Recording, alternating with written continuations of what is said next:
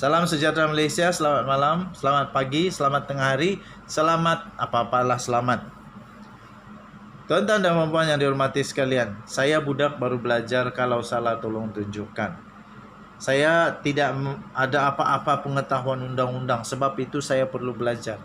Bagi kamu yang pandai-pandai, kamu boleh komen untuk beritahu saya kenapa dan kenapa, sebab saya tidak pandai.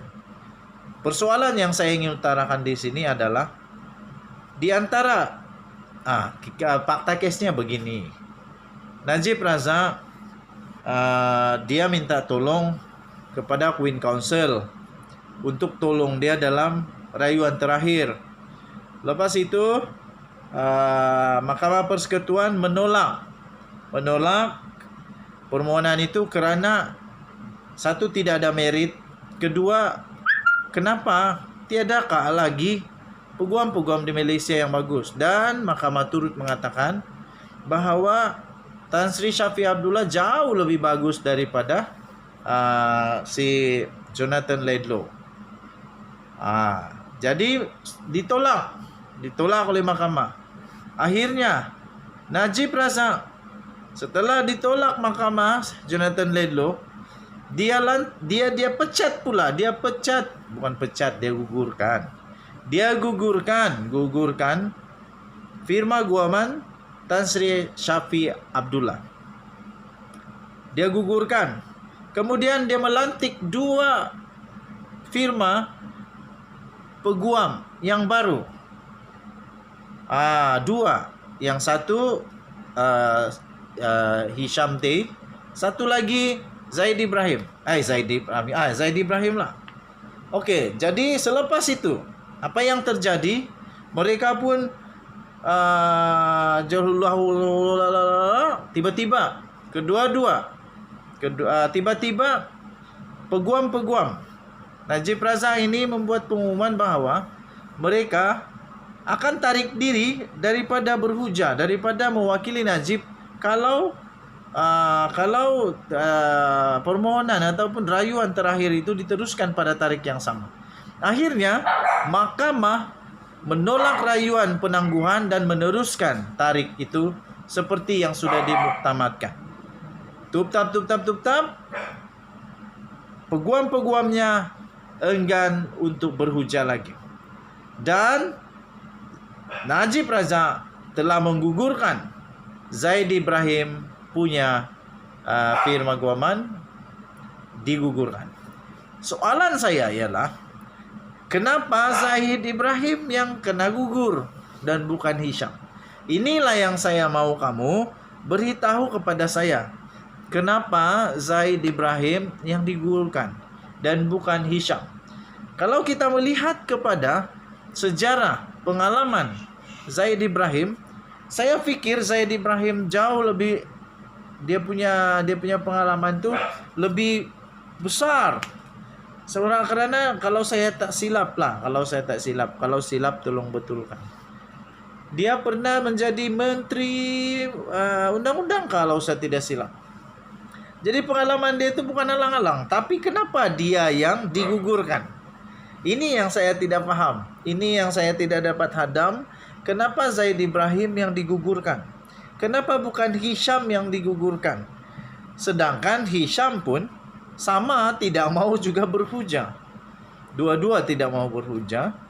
Tetapi kenapa Zaid Ibrahim yang digugurkan? Kenapa bukan Hisham? Adakah sesuatu berlaku di antara Najib dan Zaid Ibrahim sehingga dia yang dipecat? Bukan dipecat, digugurkan. Apa sebenarnya terjadi di sebalik tabir yang mungkin kita tak tahu sehingga menyebabkan Zaid Ibrahim yang digugurkan? Ini yang saya mau tahu. Mana tahu kamu ada maklumat, mana tahu kamu ada komen yang bagus untuk supaya saya dapat belajar. Dan seterusnya yang saya heran lagi, kenapa Zaid Ibrahim yang dipecat? Ialah kerana menurut kenyataan daripada Zaid Ibrahim, dia kata firma guamannya sudah melakukan yang terbaik. Sudah melakukan yang terbaik untuk kes Najib Razak ini. Persoalannya ialah kalau dia sudah buat yang terbaik, kenapa dia masih tetap digugurkan oleh Najib Razak dan bukan Hisham? Kenapa Hisham dikekalkan?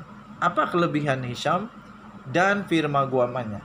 Apa kekurangan Zaid Ibrahim dan firma guamannya? Apakah hubungan Hisham dengan Najib dan apa hubungan Zaid Ibrahim dengan Najib sehingga Najib memilih untuk mengekalkan Hisham tetapi menggugurkan Zaid Ibrahim? Inilah yang perlu dijawab. Yang perlu saya hadam panjang-panjang sampai malam berfikir juga, kenapa dia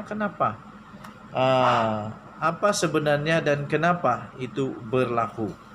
Okey, apapun kita tunggulah pada hari Selasa ini. Kalaulah menurut pengamal undang-undang yang lain, mereka kata sekiranya peguam bela Najib Razak tidak lagi mau berhujah pada hari Selasa ini, Mahkamah Persekutuan boleh terus membuat keputusan serta-merta sama ada Najib Razak masuk penjara, didapati bersalah, dikekalkan hukuman, ataupun dengan budi bicara kebijaksanaan daripada hakim-hakim yang arif lagi bijaksana di Mahkamah Persekutuan, boleh juga ada kemungkinan Najib Razak punya hukuman boleh dikurangkan, dipendekkan dia punya penjara. Tapi pada pendapat kamu, adakah Najib Razak akan dapat